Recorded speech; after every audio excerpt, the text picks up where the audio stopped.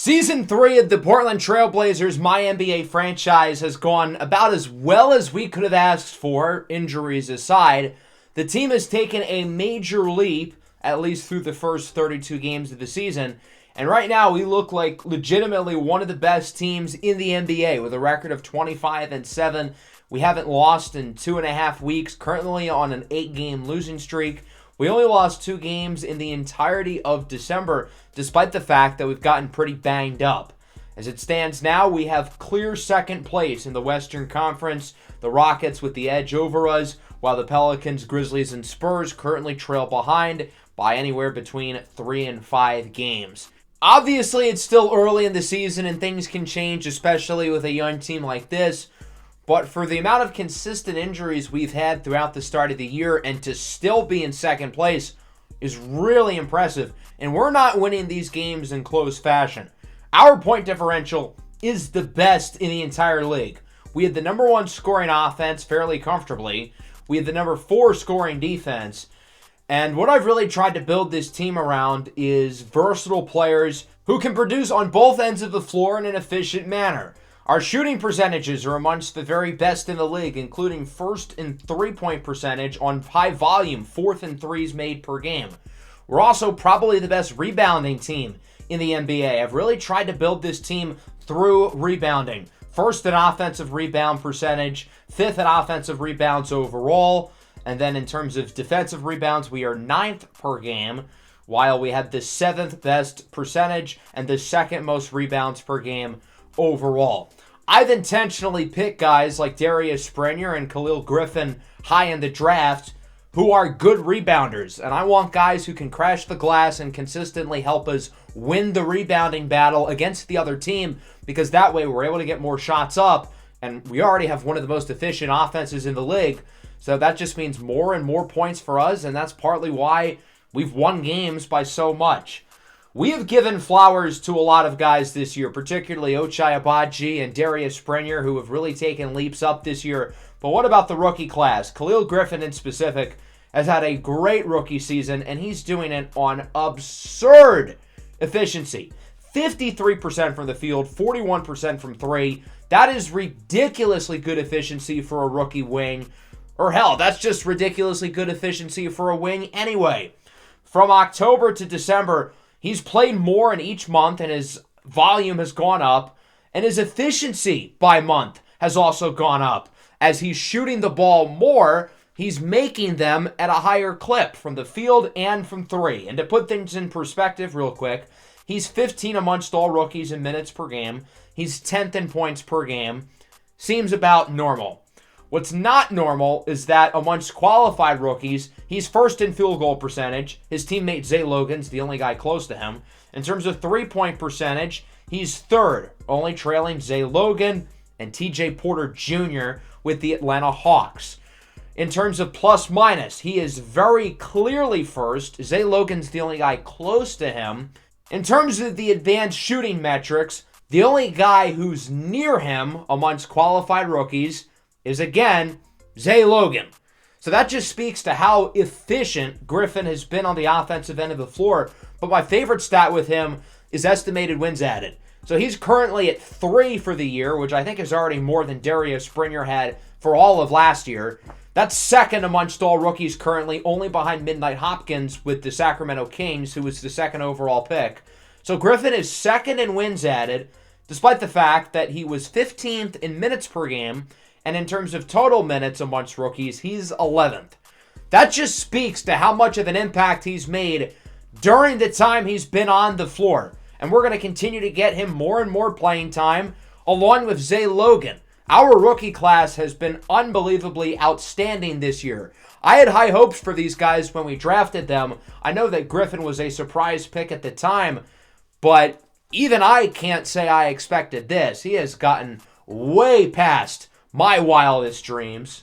I feel like he's so much farther along than Darius Springer was last year. Efficiency was the issue that Springer had with his game, and obviously he's cleaned that up largely this year and is in the midst of a great second season. So if Springer can improve this quickly, who knows how fast Khalil Griffin will improve.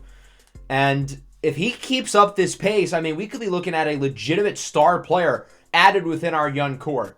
So we're going to play this game against New Orleans. We've already played against the Rockets and the Grizzlies, both in the last episode. But before that, we've got our first prospect profile of the season. Today we'll be going over the current top projected prospects within the 2026 NBA draft. As of now, we only have our own first round pick. So as it stands now, we're not going to be in range to get any of these players. But with our new system that we created last year of having players' draft stocks move up and down the board, we should see a lot of movement. And depending on the right situation, maybe one of these guys falls to us in the back end of the first round if we still have our own pick. We could also very well move up in the draft if there's a player we really like, similarly as we did last year with Khalil Griffin. And obviously so far that trade has been a massive success. So we're going to go through the top 10 or so players projected in the draft as of now. And we will start things off with this group at the top. These top 3 guys I think really could go in any order. And I think the interesting thing about this draft class is now that the one and done rule has been abolished, high school players can enter the draft. So we're going to have the top of the 2025 high school class along with the very top of the 2026 high school class. So because of that, the top of this draft should be extra juiced. And we're going to have some big-time players drafted early. And that starts with Duke forward Jalen Richmond, who I think has really good size, length, and versatility that teams are going to like. He's 6'9". He's already got an NBA-level body. And I think offensively, he's got the skill set you look for. Somebody who can score inside. He's a good passer. He can find his teammates. As a jump shooter, he's a little bit inconsistent, but I think that has improved for him over the last few years. And then defensively, he's a really good perimeter defender. He doesn't really provide much in the post right now, but I think with his length and his wingspan, that could be an asset to his game one day. And hopefully he'll be a multi-position defender along with the intriguing skill set he already brings offensively. So he's your sort of versatile two-way forward of this top group. Then we get to Dante Del Toro, the big Italian forward. He is probably the best defensively of this top 3. This is somebody who can make plays within the interior and on the perimeter. He's a good athlete. He's a big-time lob threat. And I think he has shown upside as a shooter and as a playmaker. But both of those areas of his game could use some work. We've seen a lot of Italian talent come into the NBA over the last few seasons. Marco Romano and Fonzanillo Marino have been top 10 picks within the last 2 seasons. Del Toro is going to be the next on the list, but he presumably would go in the top 3 along with Jalen Richmond. And Mars Ingram Jr., who's taken advantage of the one-and-done rule being abolished.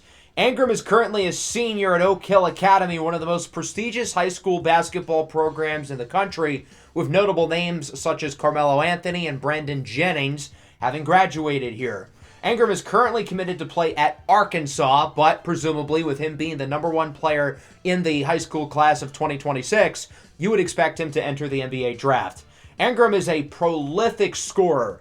He's great at finishing around the basket, scoring in contact. He can play with his head above the rim, and he is a phenomenal shot creator in the mid-range and from beyond the arc, and he has shown some elite shot-creating upside.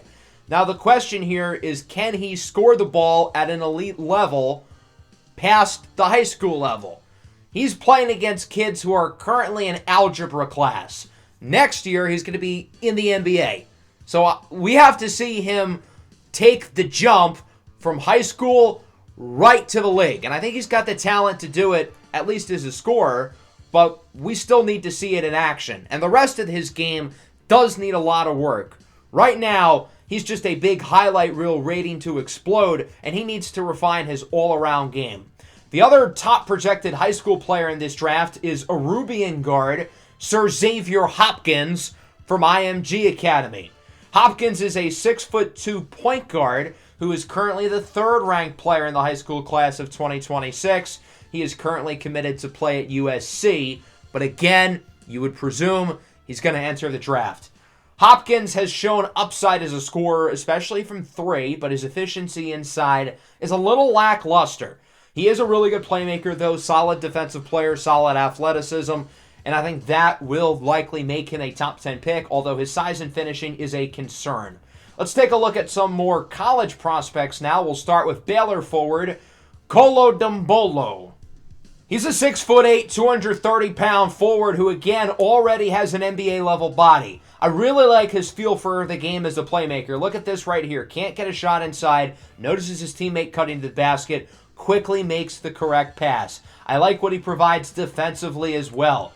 His big size and physical presence makes him really intriguing in terms of his long-term defensive upside, although he does need to work on his consistency on that end of the floor. Offensively, he can score the ball within 15 feet. Doesn't have much of a three-point shot, but maybe he could get one in the future. Giovanni Merritt from the G League Ignite is a high upside forward who I think could end up being a boomer bust player at the top of this draft. He has a lot of flaws to his game, but I think there's a lot to like, which could lead him to being a great player down the line. He's got some notable weaknesses. He's not a great finisher around the basket, inconsistent three-point shooter, but I think the overall shot creation upside is up there. He's a very good defensive player. He's a really good athlete. And I think given the right situation, he could be a very good player. As we look forward into the modern NBA, teams are looking for two-way versatile players. And I think these next two guys perfectly resemble that. We'll start with Emmanuel Salvador, a 6'7" guard from the Philippines. He can run the floor, he can pass the ball, he can play good defense, and I think there's some really intriguing scoring upside with him. Don't get overly excited by these scoring letter grades. I think they're a little bit generous. I think these A-pluses are making him out to look like he's Steph Curry, which he's not, but he's a very intriguing scoring threat for a 17-year-old freshman. He immigrated from the Philippines to the U.S., where he's obviously currently playing college basketball, and he's the youngest player in this draft class, even younger than the guys who are currently in high school, and he will be one of the youngest players drafted in recent memory. Let's take a look at Jalen Thamba out of Marquette. He's an intriguing two-way forward who I think has got some good offensive upside, but defensively is why teams are going to really like him. He might be the best defensive prospect in this draft, but he can run the floor. He knows how to make good passes like that, and I think his all-around game could end up making him a really good pro. This is somebody who can guard pretty much every position from the 1 to the 5. He's got the quickness to hang with guards on the perimeter. He can hang with the big boys down low. I think his offensive game isn't that far off. It could use some work, but I think he's got decent shooting touch and could be really good offensively down the line. Sidney Urmano from Switzerland is going to be one of the most polarizing players in this entire draft. That's because he is a traffic cone on defense. But on the flip side, offensively, he's an extremely skilled wing who can run the floor. He can score from all three levels. He can create his own shot for himself and others. He can score inside. He's got a three ball. But he is just so bad on defense. Now, I think he could eventually be pretty good on that side of the floor. He's got good size and athleticism, but he's got to buy in on defense. I think if nothing else, he's going to be a big scoring threat for a while, but I think he could become a really good two-way player if he buys in defensively. Mindaugas Karosas from Lithuania is the last player we're going to go over. Karosas is a 7'2" center with unbelievable offensive touch. Look at this play where he's double-teamed, gets out of the double, gets an open look, perfect off the glass. He is somebody who can score the ball at a very high level from inside the arc, and I think he does have eventual three-point upside. He's not all that great defensively right now. I think he should certainly improve there, especially being 7'2". But his offensive game and his scoring is going to be really exciting for teams, and I think Karosas, along with a lot of the other guys at the top of that draft, could be really intriguing, franchise-changing building blocks for a lot of the teams picking at the top of the draft. I'm excited to go over more prospects later in the season and go over how these guys have performed, whether it's in college or in high school or overseas or in the G League. There's so many different ways now for players to enter the league, and I'm excited to talk about all of these guys' progressions leading into the NBA. For now, our focus will return to the current Blazers, and we've got a really tough stretch upcoming to end the calendar year going into 2026. We play against the Pelicans, the Rockets, and the Grizzlies consecutively, who join us at the top 4 of the Western Conference. The Pelicans are obviously led by Zion and De'Aaron Fox. They also have Troyland Battle, who they drafted 4th overall. He's had a really good rookie season. He's been the most efficient rookie in the league in terms of his shooting percentages, not on the Blazers. The Pelicans did lose Brandon Ingram in the offseason. He signed with Oklahoma City, but they added some other veterans, including Chris Middleton, who does give this young team some championship pedigree, and clearly it's worked. The Pelicans were only a play-in team last year. We obviously beat them in the first round of the play-in tournament, and like us, the Pelicans have significantly improved. As you can see, with 21-11, they are in third place in the Western Conference currently, and they are tied for the third best record in the NBA. So this is a big-time game here on New Year's Eve. Now, the Pelicans are not going to start Troyland Battle. They've been switching him out along with second-year pro Bryce Watson out of Dayton. As for the Blazers, they're going to go with their regular five, or at least their regular five within the current stretch of who's injured, with no Shaedon Sharpe or Anthony Simons, Portland's best starter and Portland's best bench player out, of course, for the next month or so as DeAndre Ayton wins the tip, and we are underway here in Portland on New Year's Eve. Here is Scoot Henderson trapped inside, nearly loses it, gets it back and throws it down without a running start. Awfully impressive for a 6'3" guard. Pelicans with it for their initial possession as DeAndre Ayton is called for a reach-in foul. And the Pelicans will go to the baseline as they look to inbound it. Valanciunas sends it back to Fox. And Ayton's called for another reach-in. That's 2 fouls on DeAndre Ayton 30 seconds into the game. He's going to be taken out and replaced by Kevon Looney. 2 reach-in fouls that quickly is kind of embarrassing. If it's a normal foul, I get it. But reaching twice? Really? Fox would get the scoring started for the Pelicans with a dunk. Scoot Henderson inside, no good. And he's called for an over the back. That's his second foul. He's going to have to be taken out of the game. Early foul trouble for the Blazers. Ayton and Scoot out within 2 minutes as both of them already have 2 fouls. Zion Williamson with the fadeaway. Good shot for Zion as he sends it inside for Chris Middleton. He has a wide open Bryce Watson on the wing. Watson, the second-year pro out of Dayton, who's got off to a pretty good start here in his Pelicans career. Fox with it off the screen, has some room, lets it fly. The Pelicans are taking advantage of the Blazers being without 2 of their best players who currently sit on the bench. Springer inside, no good. Gets his own rebound and gets the putback. Glass clean and inside from Darius Springer as it's 12-8. Pass from Stewart is tipped in, intercepted by De'Aaron Fox, who takes it the rest of the way for a pull-up jumper. Pelicans add to their lead as Schroeder's shot on the move is no good. Logan with the offensive rebound and the putback. Nice play there by the second-round rookie out of Alabama State as it's 14-10. Branch inside for Logan. Logan gets it to Griffin. The 3 rookies connecting there as Khalil Griffin is in for the layup. Griffin's been one of the most efficient players in the league this season, let alone rookies. Here's Zion in for the and one. Blows by Isaiah Stewart and sends it down on his head.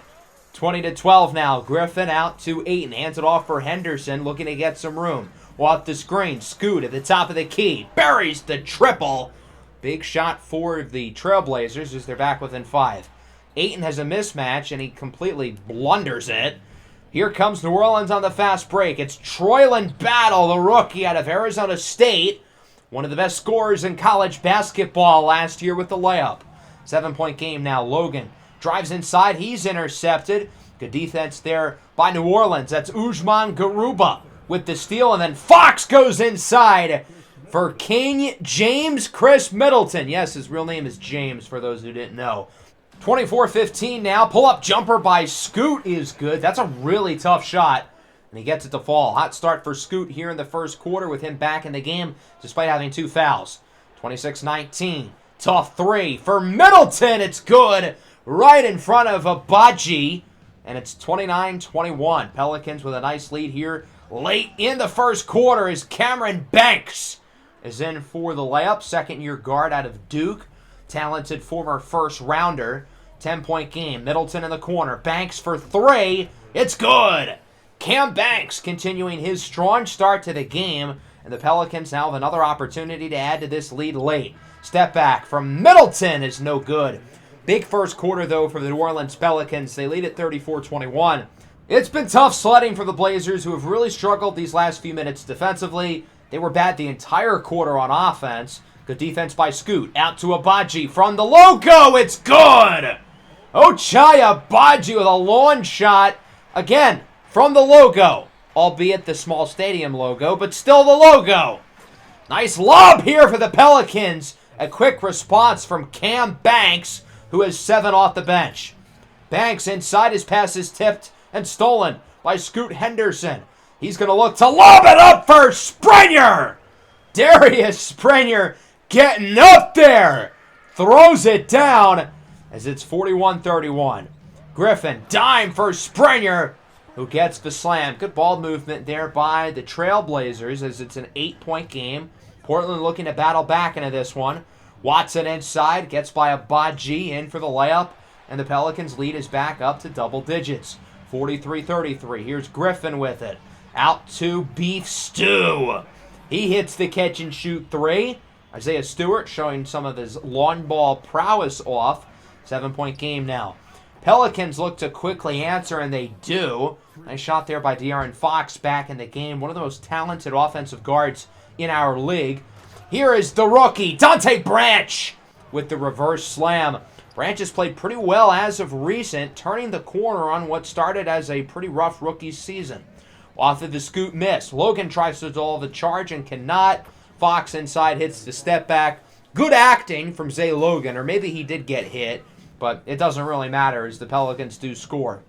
Here's Fox out to Troyland Battle. Inside for Zion, who gets the slam. Zay Logan played for the ball there, and it ultimately backfires. Henderson with a bounce pass for Ayton. His layup is no good. Rough start for Ayton, who's missed some pretty easy shots tonight. And then on the other end, it's Zion with the slam. Isaiah Stewart not quite fast enough to catch up. 14-point game now. Ayton finally on the board with a wide open dunk. He needed that one. And the lead is back to 12. Zion gets by Stewart. Spin move. Zion cooking. Isaiah Stewart, who's had a rough start defensively. Shot clock winding down. Here's Watson. Blocked by Abaji. He had him in hell those last few seconds, and hopefully that can give the Blazers some momentum defensively because they have struggled on this end of the floor. Valanciunas guarded by Springer, and Valanciunas makes the play. Not a bad defensive play, but just good offense by the Pelicans. Here's Khalil Griffin inside. Nice drive, nice finish. Khalil Griffin's like a snake, the way he can quickly slither inside for the layup. 14-point game. Here's Ochai Abaji. Drives inside with the finish. He had Springer open on the pick and pop, but Abaji also had the open lane, and he'll take it himself. This time he tries to get it to Springer, but is intercepted by Zion Williamson with under 8 to go. Zion and 1! Big play for the Pelicans to wrap up the first half. They lead it now by 17 points as the Blazers are going to look to get one more shot off. Here's Scoot Henderson at the buzzer. Good look! No good. Rough end of the second quarter there for the Trailblazers, who are kind of getting blasted right now, 63-46. Obviously, Portland's on a pretty long win streak of 8 games right now, and every team goes flat. But this has been outright embarrassing. On both ends of the floor, we are really struggling, and we've got to get it together early here in this third quarter, or else things could get ugly. Here's Ochai Abaji, lobs it up for Kevon Looney. Big Loon throws it down in his 11th NBA season, first out of Golden State. De'Aaron Fox quickly drives in for the layup. Here's Valanciunas, snuffed by Springer! What a play by Darius Springer, who sends it out to Abaji for 3. It's good! Portland really struggled shooting the long ball in the first half, but Abaji hits a big 3 off of a great defensive play by Darius Springer. Here's Griffin inside. Nice pass! And it's Springer with the slam. Portland showing some good energy early here in the third quarter, but they've got to keep it going. Down by 17 as Springer tips it. Scoot Henderson ends up with it, and he's going to take it all the way with the slam. The best offense is good defense, and the Blazers are continuing to look strong here in the third. Zion misses. Good defense by Springer, who ends up with the board. Springer with a dime for Griffin. Bang! Khalil Griffin hits the 3. Lead is down to 12. Zion looking to bully Springer inside, and it's not happening. Another big defensive play by Springer. Out to Looney. Back to Griffin, who's open, and Khalil Griffin hits another one, this time from just inside the arc, and the lead is down to 10. The Blazers are playing really well here in the early going of the third. And the Pelicans quickly respond. It's Bryce Watson with the and one. As good as Abaji's been defensively this year, he has not been all that good defensively today. That play in particular, he was too late on the switch, and that leads to the and one. Off the miss, it's Isaiah Stewart with the offensive rebound and the putback. 73-62. Here's Valanciunas at the top of the key. Hands it off for De'Aaron Fox. Tough three is good.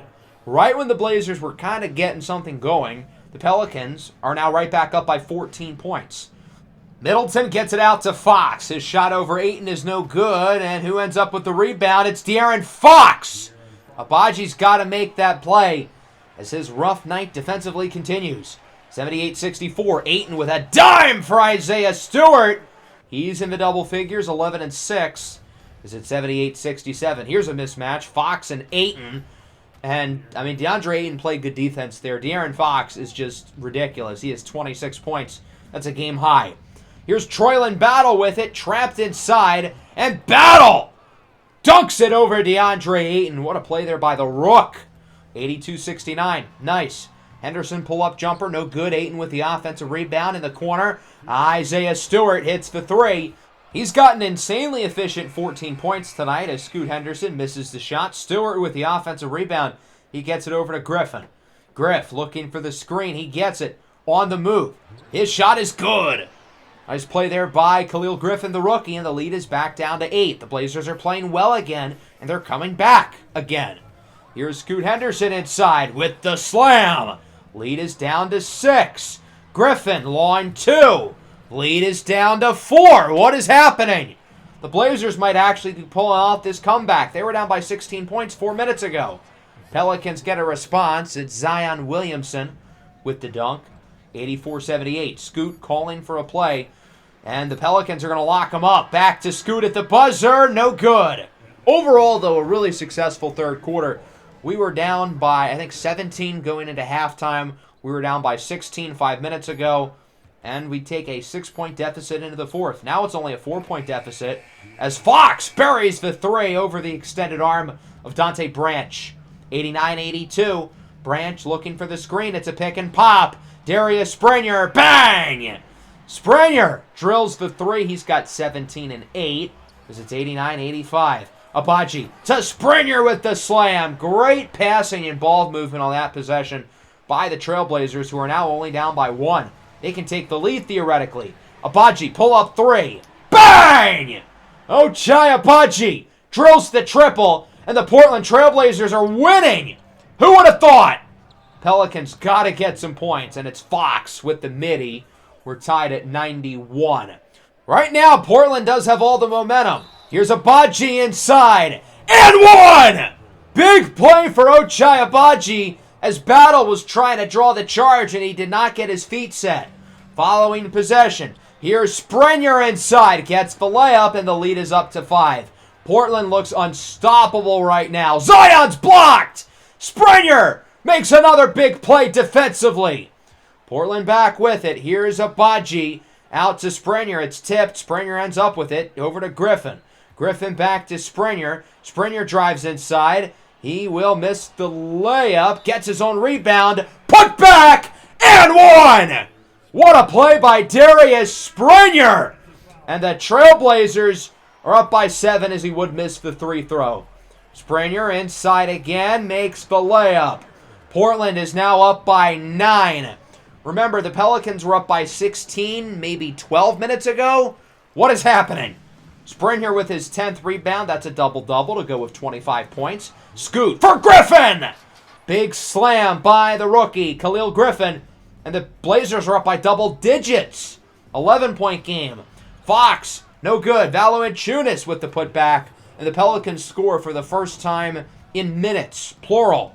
They cut the lead to 9, looking to keep the game alive. They still have 3 minutes. Here's Zion inside. It's good over Springer. Lead down to 7. Springer out to Khalil Griffin. He's had a big second half. Griffin inside. Another slam for the rookie.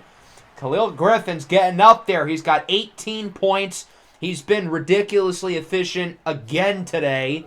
I think he's only missed like 3 shots from the field. Nearly intercepted by Springer. Zion back with it. Pushes him off. gets the layup, 7-point game. Pelicans continuing to hang around. Here's De'Aaron Fox with it. Step back. Tipped by Griffin, and Fox is hurt, clutching at what looks like his lower leg. That's horrible news for the New Orleans Pelicans. One of their best players getting hurt. And Troyland Battle already got dinged up a couple minutes ago with a wrist injury too.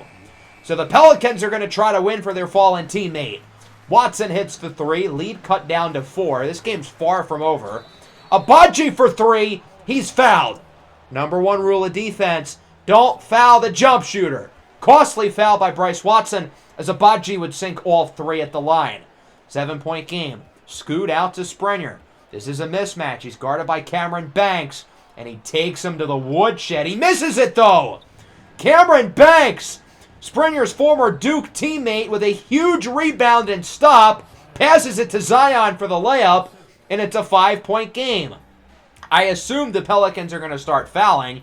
They don't. Springer drives inside, and he's fouled anyway. That's Zion Williamson, his 6th. He's out of the game. So Zion's out, Fox is out, Troyland Battle's out. Pelicans are without their 3 best players. Springer would make 1 at the line as Middleton misses the layup. Springer with the rebound. He's fouled by Middleton and would make both. And that would be all she wrote. What a comeback by the Portland Trail Blazers. They win it here at home, 110-112, finishing off the calendar year of 2025 on a 9-game win streak. Finished off by a game in which we were down by 17 at halftime. We were down by 16 halfway through the third quarter. We end up not only winning, but we won by 8. It's not even like we squeaked away with it. We outscored the Pelicans 64-39 in the second half. Very, very impressive. Darius Springer with 28 and 11. He was our best player. Great on both ends of the floor. 22 for Ochai. He was big in the fourth quarter. Griffin, 18 points, 8 of 12 at the field. Isaiah Stewart, 16 and 10, going 7 of 8. Scoot Henderson was pretty inefficient, as was Ayton. And our three-point shooting really was not all that good. But, hey, a win's a win. Fox with 33, Zion with 23. Both of those guys obviously taken out of the game late for a variety of different reasons. Troyland Battle was pretty quiet. One guy I was really impressed with was Cam Banks. I don't know why he only played 8 minutes. He had a big scoring stretch at the end of the first quarter. He made some big defensive plays throughout the game. I thought he played really well. I don't know why he was in the game for only 8 minutes. I thought he was really productive for New Orleans. So we're going to simulate our next 6 games as we get offered a trade here from Sacramento. Keegan Murray for Ochai Agbaji. I'm going to say no. No reason to try to change things up here. As we end up going 5-1, this team keeps on winning. Now, our one loss was against the Rockets, ending the win streak at 9. We lost by 15. But on the bright side, Khalil Griffin, 32 points, 13 of 18 from the field, 3 for 3 from deep. Griffin's volume has gone up here in January, as has his efficiency. Just like every other month, he's shooting the ball more, and he's shooting it even better. The following game, Ochai Agbaji went 8 of 8 from deep, so I figured I would mention that. And then the following week, we went 4-0. We're now 31-8. We're in clear second place in the West, only 2.5 behind the Rockets, 5.5 games ahead of everybody else. Right now, it's us and the Rockets at the top of not just the West, but the entire NBA. We've made it through half the season at this point, and our team is not playing worse. This hot start is not a fluke. We legitimately are one of the best teams in the NBA. Our team fits so well together. There's so much chemistry. And right now, it seems like there can be no wrong, even with all the injuries we've had so far this year. I hope everybody enjoyed the episode. Let me know what you thought of the games, along with the top prospects we went over. Make sure to leave a like and subscribe to the channel if you are new. Peace out.